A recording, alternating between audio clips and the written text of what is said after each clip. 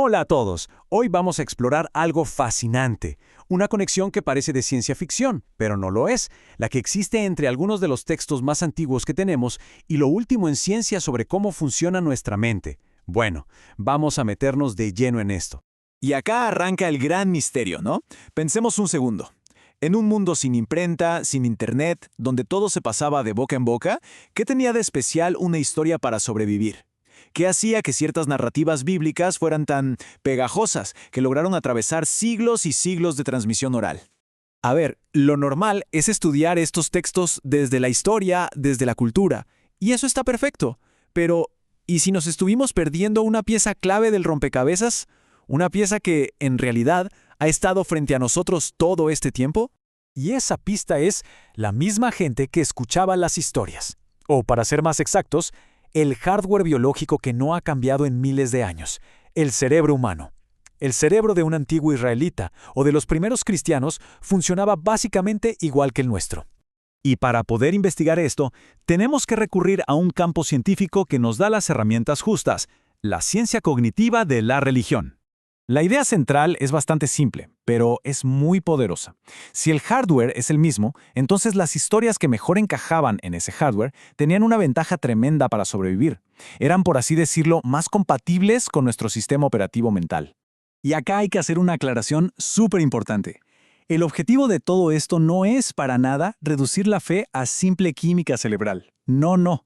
Al contrario, se trata de entender cómo la propia arquitectura natural de nuestra mente pudo haber sido el vehículo ideal, el medio perfecto para que un mensaje sobreviviera y se transmitiera de una forma tan eficaz. Entonces, ¿cuál es esa receta? ¿Cuál es ese pegamento mental que hace que una idea sea inolvidable?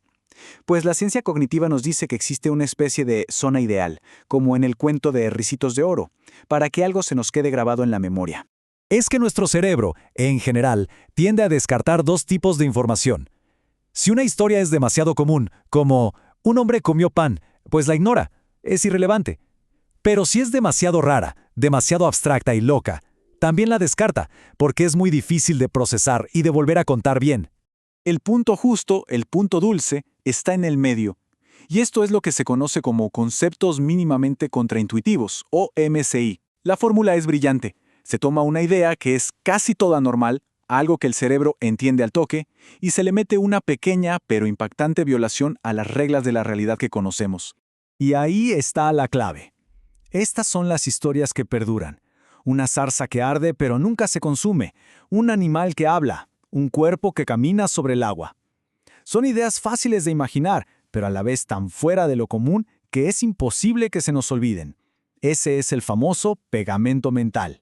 Bueno, ya basta de teoría, vamos a la práctica. Vamos a usar este lente de análisis para ver un par de ejemplos súper conocidos de las Escrituras y entender cómo funciona esto en la vida real. El primer caso es una de las historias más extrañas y memorables del Antiguo Testamento, la de Balaam y su asna parlante. Aquí lo tenemos, el momento clave. Todo en la historia es normal, ¿verdad? Un hombre, un camino, un animal. Y de repente, ¡pum!, una regla fundamental de nuestra realidad se rompe por completo. A ver, analicemos por qué esto es tan efectivo.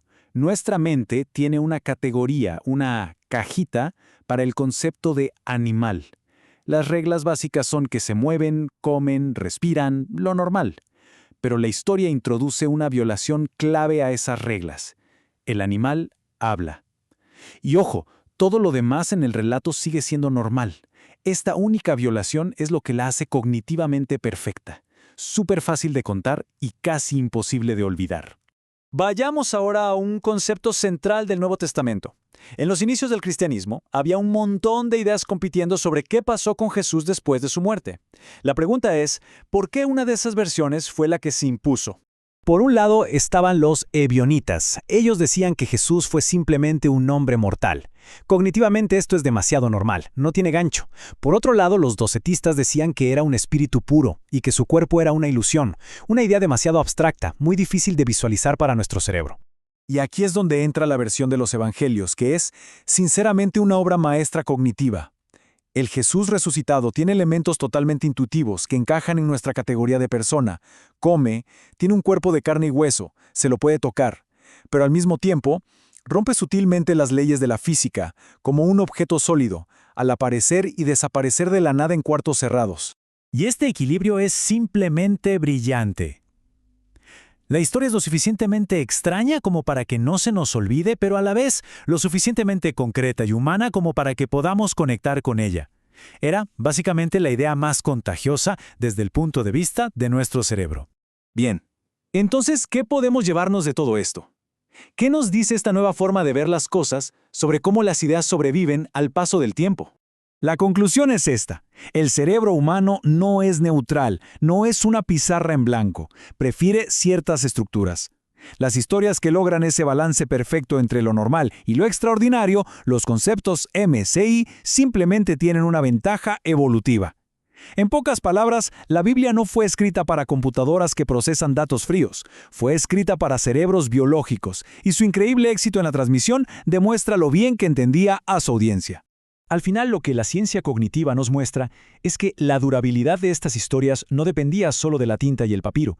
Estaba, de alguna manera, ya codificada para encajar a la perfección con el sistema operativo de nuestra propia mente.